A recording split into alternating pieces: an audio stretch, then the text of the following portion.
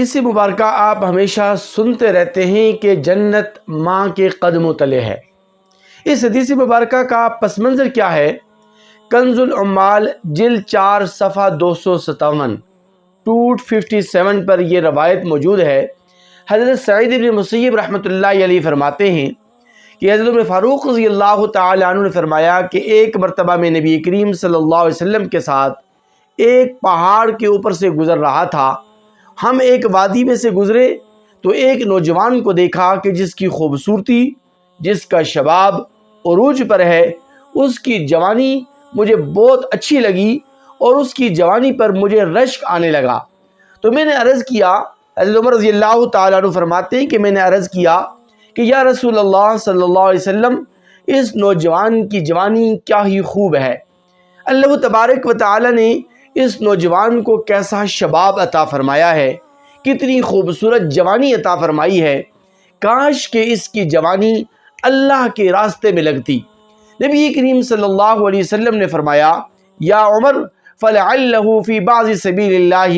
وانت لا تعلمہ، عمر کیا معلوم کہ شاید کہ یہ شخص اللہ تبارک و تعالیٰ کے راستے میں ہو۔ پھر نبی کریم صلی اللہ علیہ وسلم نے اس نوجوان سے پوچھا کہ اے نوجوان، یہ بتلاؤ کہ تیرے خاندان میں سے، تیری فیملی ممبران میں سے کوئی شخص زندہ اور تابندہ موجود ہے؟ تو اس شخص نے عرض کیا کہ یا رسول اللہ، میرے خاندان میں سے میری والدہ حیات ہیں، میری والدہ زندہ ہیں۔ تو نبی کریم صلی اللہ علیہ وسلم نے فرمایا، الزمھا فإن عند رجلیھا الجنہ، کہ اے نوجوان، اپنی والدہ کی خدمت کو لازم پکڑو، اپنی والدہ کی خوب خدمت کرو، اس لیے کہ اللہ تبارک و تعالی نے ماں کے قدموں تلے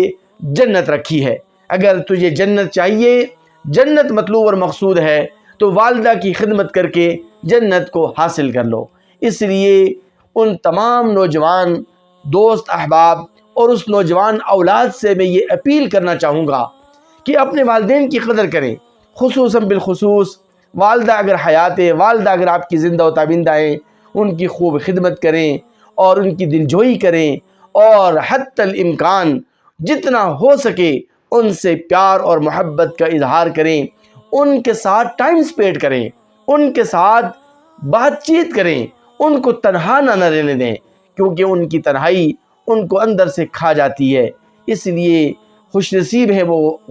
ہے وہ اولاد کہ جس کے والدین زندہ ہوں، یا والدین میں سے کوئی ایک زندہ ہو، اور اگر والدہ کسی کی زندہ اور حیات ہے تو اس سے بڑا خوش نصیب انسان کوئی نہیں ہو سکتا، اس لیے کہ وہ اپنی والدہ کی خدمت کر کے